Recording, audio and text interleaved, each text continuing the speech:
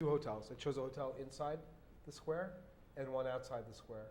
The one inside the square was great because you had a place inside the square. You had like you saw the photograph that I shot from above. It was taken from the hotel balcony. So you had sort of an overview and you had a place to kind of go during the day. The hotel. Did you split the room with anybody? Were you by yourself? I was sharing the room. I was traveling with a couple of different photographers. But the hotel started off at the one inside the square, which was really just a kind of a less than a hostel, was a lovely $45 a night, which every photographer could afford. By the time the story really got going and television showed up, as soon as Anderson Cooper found out about the hotel, the new rates of the hotel were $700 a night. So we hate TV. TV, for some reason, instead of just negotiating properly like everybody else, just says, oh, I'll just pay as much as we possibly can pay, and it skews everything. So luckily the owners were able to kind of we figured out kind of a compromise, and the prices would jump up and down anywhere between $50 and $200 a day, depending on how many people are coming in and out of the hotel. And then I stayed at you saw one of my photographs with the Hilton, that I chose to stay there because it was a safe and easy walk, certainly in the beginning. But the lines kept changing, and there was at one point where all of a sudden, when I needed to get back to the Hilton Hotel because I was transmitting out of there, it was impossible because the pro-Mubarak people had sort of surrounded the hotel and were pushing forward. And then all of a sudden, the anti-Mubarak people were pushing against them. And myself and my other colleagues all of a sudden became cheerleaders for the anti-Mubarak people because we needed to get back to the hotel. So if you can get them, go guys, go, because we got to get back to the hotel. And finally we managed to like push ahead with them, and then as soon as we got within maybe 100 feet of the hotel, we jumped the line and managed to get back into the hotel. So there's practical impartiality there. Absolutely. But logistics are very difficult. What happened with Lynsey in Libya is a perfect example about. But also, Lynsey, what happened to you in Bahrain? Crowd control there was lowering their rifles, pretty much shooting straight into crowds. By the time I got there, it actually had quieted down quite a bit, and then it picked up after I left. But I came in a lull, sort of where there was no violence. But they were taking cameras away at the airport? They were, but I got the name of someone at the Ministry of Information and negotiated to bring the cameras in before I arrived. And they actually helped me through. But they only gave me a 72-hour visa, which was great because then I went to Libya. But yeah, I mean, there were ways, basically if you tried to sneak in as a photographer, it was very difficult because we're very recognizable. We have a lot of equipment, and a lot of people got their cameras taken away and had to buy new cameras in Bahrain. I just decided I didn't want to try it. I would rather just call them and ask them how I can get in. And they said they would bring me in and I could take my cameras, but when I arrived they only gave me a 72-hour visa. But at that point it was a quiet time, and I preferred to go to Libya anyway. Well, this was more Shia-Sunni sort of motivational narrative there that, I mean, right. Well, how did you play with that? I didn't actually play with it. It was the first sort of series in the uprisings that I was covering, so I really just sort of showed up there and had the whole picture in front of me and just covered everything I could. I mean, for me, I was really, I had seen all these pictures from Tahrir Square, and I wanted to do, I was in sort of my own, Bahrain's Tahrir Square, and I just played with that for, I was only there for 4 days, so. Was there any sign that the Saudi army was about? They were coming in. Did you smell that? No, coming? But they were coming in as I think a few days after I left. They were close. They were coming in. There was talk. But I think in terms of logistics, Libya was very difficult. It was hard to find drivers who would push forward in the fighting because it was scary. A lot of initially, a lot of people who offered to drive were rebels and were people who wanted to get the story out of their side. As journalists, you have to be very wary of who you get rides from because you don't want to, you have to be impartial.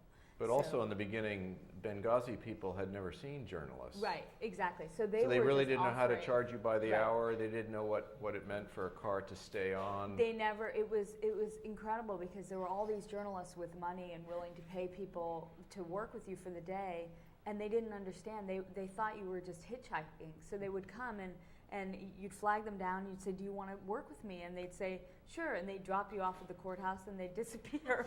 And you say, well, wait, I can pay you. And they had no idea how that worked, because in Libya they had never seen journalists. So it was incredible. It took a while to find drivers and to explain to them, like, you will work with me and you will stay with me and we will pay you. And so by that, by the time we started pushing forward on the front lines, we found students or people who would work with us. And the language barrier, I mean, there were translators or? Sometimes we had, it was hard. There were very few translators who would work forward in the fighting. So some of the drivers spoke some English. Sometimes we would travel in 2 cars in case one car broke down. So one driver would speak English, one wouldn't, and we would just stay very close together.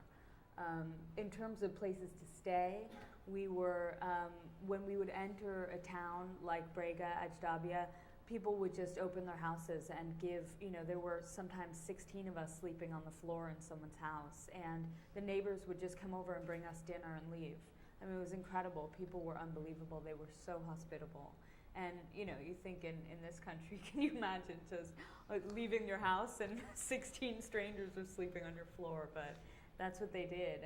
And if there was a town where there was a hotel, we would go, but most places were shut down. Spencer, did you spend any time overnights in the refugee camps, or this couscous probably had something to do with your well, my where you hotel were was a staying? little too comfortable for that. Right. That's how I travel. No, the refugee camp was good. It was 45 minutes down the road, and I do 2 trips during the day, and yeah, you're constantly battling light, and I don't know. I'm not a as photographers, we're always fascinated by light, the dawn, the dusk, and all this. And after a while, you pray for it. You open the blinds in the morning, you see the clouds, and you thank God, a cloudy day, I'm free. But what Ron and Lynsey are talking about, for me, usually, you have a fixer, and I always fixer driver. And this time, I had no fixer. Just you hitchhike down to the border every day, hitchhike back, or hire a taxi. But the interesting aspect there, it was constantly waiting. And in this profession, there's so much anxiety. Everyone thinks they can see around the corner what's next. And you wake up in the morning and go, where's Joe? No one knows where Joe is, because Joe snuck out at 4 a.m. somewhere, and then everyone's hunting for Joe. So it becomes like, at moments it becomes like a mighty python. Everyone's going this way and that way, and then people became because we were waiting. We always there was this game that Gaddafi was gonna fall any minute. They would open the borders, and we'd all rush into we'd be in Tripoli in the evening. It obviously never happened, but then people started sneaking over the border. And that was interesting. Anyway, my colleagues Sneaking into Tunisia. Sneaking to Libya. So sneaking into Libya, and so then you have all that pressure. Do I sneak in? Do I go? And people would hatch these plans late in the evening with these camel herders and all sorts of things. And then they would go and they would disappear for 3 days, and they come back and they have these phenomenal tales of being chased around Libya, and they never had any photos. Nothing. But the stories were fantastic. The risks there were, in a sense that the violence is really something you want to highlight if it really relates to the narrative, but it's just, it's a humanitarian crisis. Right, it's there. humanitarian, but you weren't ostensibly you weren't there for the humanitarian crisis. You were there you were there purposely to get to Libya, to get to Tunisia. So you always had your bags packed, and every morning you thought you tell the man. Tripoli was your goal. Yeah. So you tell the man at the front desk, you say, "Hey, today's my last day, and I, thank you. You've been fantastic." And he kind of looked at you and nod, and he knew you'd see you that night, and you thought in your mind, this is it. No, life along the border has its own orbit. Yeah. So he would see you come back at the end of the day with your bags, and your room's ready. Well, I think we should probably open up for questions. We have, about 15, 20 minutes, and Genevieve? Where? She left. Oh, you want to pass out the mic? Sure. 15, 20 minutes?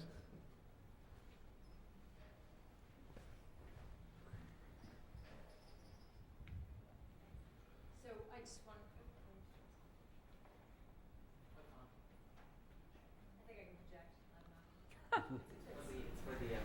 Okay. No, so just listening to Lara Logan talk about her experience and how it was really the women in Tahrir Square who helped her. I noticed I didn't see that many pictures of women that you shot, and I just wanted to know what the relationship really was between women and men in Tahrir Square, how the men treated the women, and also, did you face any challenges photographing them? The women were generally together. There was a lot less in terms of numbers. They were definitely not, in the rock throwing capacity. And I think it just depended on the women. They all had different experiences. Some said that this was the kind of a heaven. They were unused to being treated so well by Egyptian men, that this was sort of like a break in their normal behavior. And others said, oh, it's like the same, and they would be constantly fondled and abused as they walked through crowds. The women, Lynsey could speak more about this, but my women colleagues were definitely often manhandled quite badly. In fact, actually, at one point I was walking with Chris and a photographer named Scout, and Chris had to protect her all the way through the crowd because she said it was just horrific what was happening to her. In terms of photographing the women, even the most conservative women within this sort of bubble of liberation and upcoming democracy, kind of, even the ones that were part of the Brotherhood, were welcoming to being photographed. But I would think that talking to friends trying to work there now, that's kind of gone back to more of a traditional conservative, where it's more difficult to photograph women.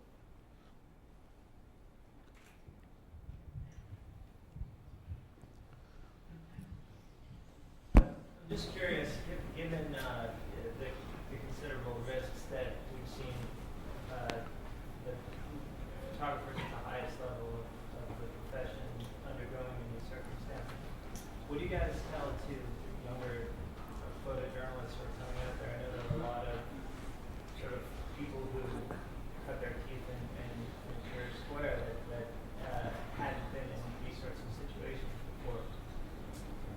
People who don't have a lot of institutional support from people who don't have a lot of institutional support from places like Getty or elsewhere.